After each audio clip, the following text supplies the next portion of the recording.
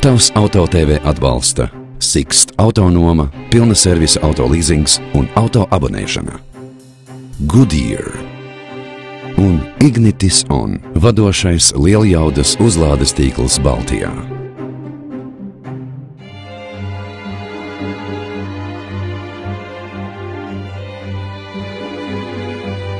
Neskaitāmas reizes esam teikuši, ka Porsche pieder to auto grupai, no kuras auto entuziastiem pakrūtē sāk ņudēt un acis ievirza spožāk, tikai paskatoties uz šiem auto statiski, nemaz nerunājot par iespēju sēsties pie to stūres. Bet šodien mēs atrodamies Mālpils muižā, kur esam devušies ikgadējās Porsche Road Tour ietvaros, kuras laikā mums bija reāli praksē iespēja uz Latvijas autoceļiem izmēģināt vairākas leģendārā 911 modifikācijas un ne tikai.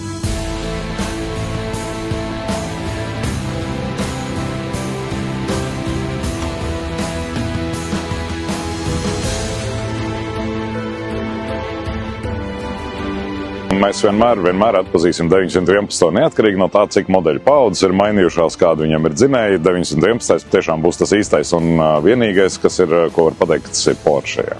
Otrs ir, protams, šīs te braukt spēja, tā teiksim, par ko jums bija iespēja tikko arī pārliecināties. Tad viņi visi nemainīgi ir fantastiski braukšanā. Un vēl viena lieta ir tā, ka 911 tiešām ir vienmēr bijis reklamēts kā everyday sports, kā arī ikdienas pielietojamība. Ja?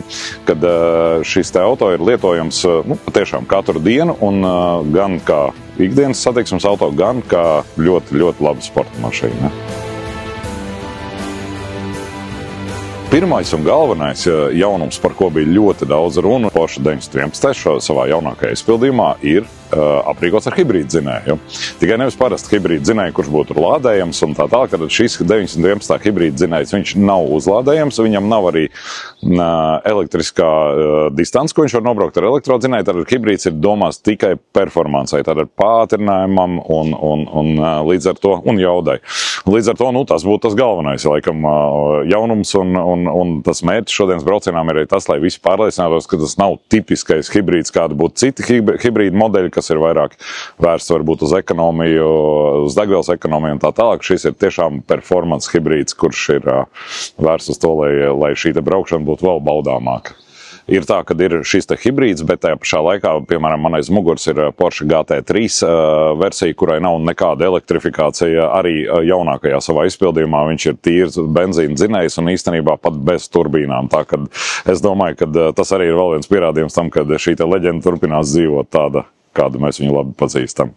Ar dažādiem tehniskajiem uzlabojumiem, nedaudz ar elektrības piegaršu šajā te hibrīda izpildījumā, GTS modifikācijās, bet tomēr viņi paliks leģenda.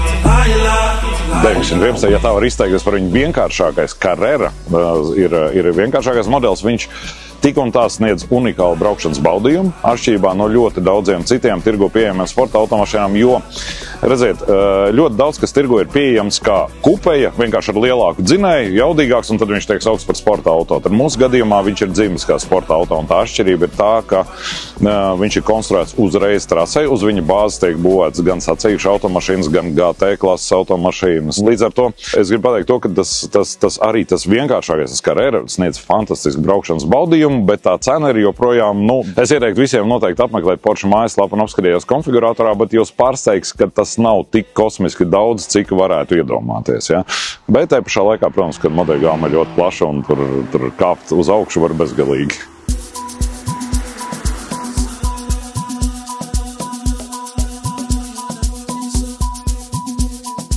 Delilah. 718 GT4 RS ir tiešām īpaša mašīna, kad jau iesēžamies šajā kausveida sēdeklī, tad jūtam to spēku, to jaudu, un kad iedarbinam šo dzinēju, un kad jūtam, ka tās motors griežās tuvu tiem 10 000 apgriezieniem, tiešām mēs jūtam, ka tā mašīna ir domāta trasei. Trasē viņi jūtās tiešām labi, un arī tāpēc mēs sporta komandā Porsche Latvijas Racing Team izmantojam šādu pašu, bet sporta modeli GT4 RS labsporta tieši sacensībām trasē. Tiešām ir steigs modelis, 500 zirgspēki, naturāli aspirated motors, un tas arī dod visu to dinamiku, un tai mašīnai tiešām piestāv trasa, piestāv ātri braukšana līkumos. Man kā autosportistam tā ir tāda sapņu mašīna, un visu to, ko viņa dod, arī var izbaudīt, protams, to uz ceļa. svara izbalansēšana priekš un aizmugure ir ļoti īpaša šīm mašīnām, kad motors tiešām atrodas vidū, kā arba atrodas arī mazliet aizmugurē, tā kā tas balans ir tiešām jaudīgs šai mašīnai. Tas balans apmēram 45% priekšā, 55% aizmugurē, tāpēc šī mašīna līkumos, tādos asākos, viņi ir patiešām vēl veikspējīgāk nekā 911 modeļi, pat GT3 RS. Tādā veidā viņa līkumos tiešām ir ātra, bet tādos ātrākos līkumos tomēr tas 911 bāze ar to savu garumu dod lielāku šo te ātrumu ātrijos līkumos. Tad lēno līkumu tādās piņķerīgākās daļās 718 GT4 RS tiešām ir ļoti spējīgs un bauda braukt tieši tādās grūtākās sekcijās.